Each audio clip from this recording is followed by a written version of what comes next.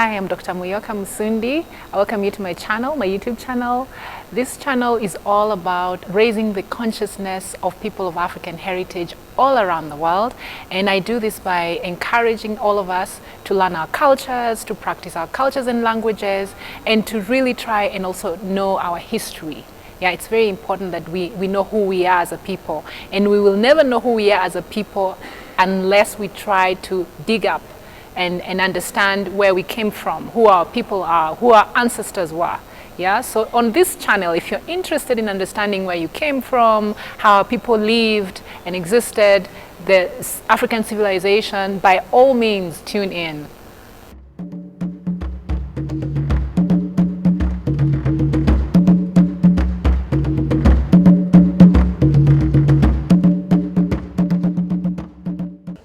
As part of my journey to retracing our African heritage and culture, today I will be visiting the Kenya National Archives located in the Central Business District of Nairobi City. Please join me.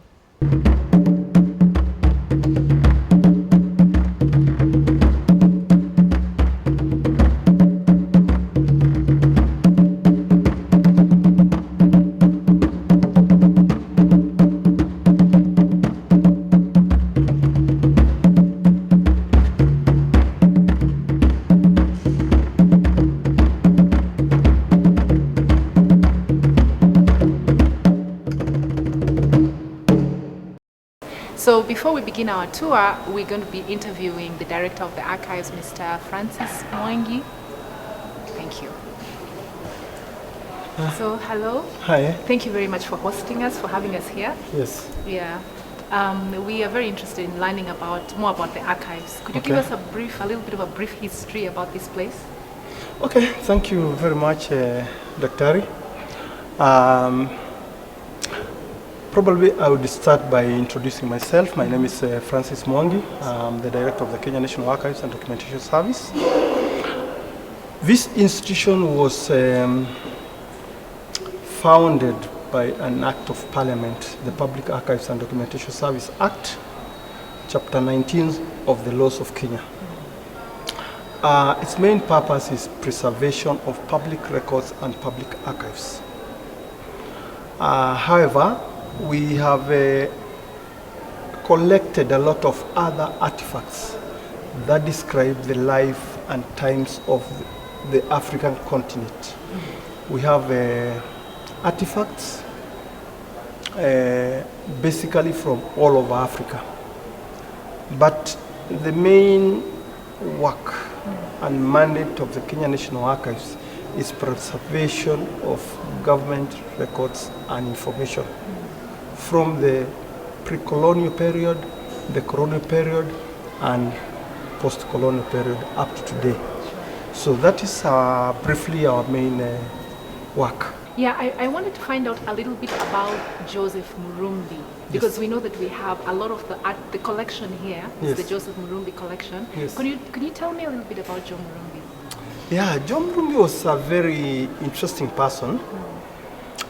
Right even before he became the Vice President of Kenya, he had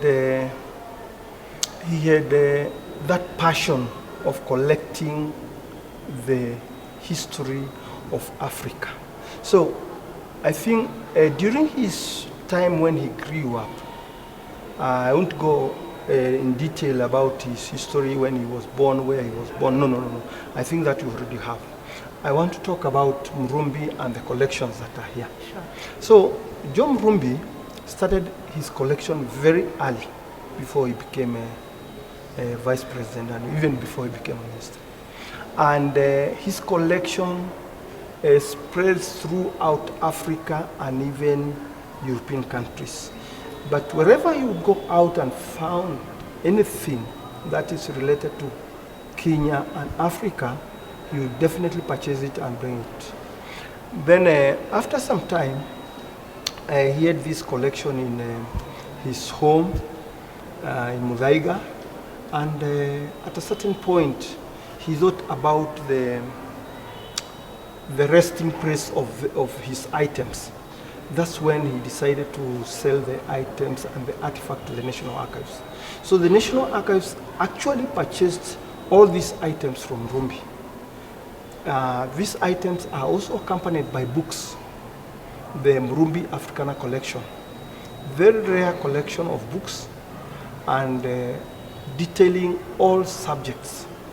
Probably you'll have time and you can go and look at his collection of books. Yeah. We also have manuscripts about Murumbi, about the write-ups. He also left behind a collection of stamps. We have a very, very big collection of stamps. I think the stamp collection in the National Archives is just second to the National Museum of England stamp collection. Yeah. So all those were collected by Murumbi and they are in our possession. It's unfortunate that Kenyans no longer collect the stamps and that hobby actually died down, but we have them.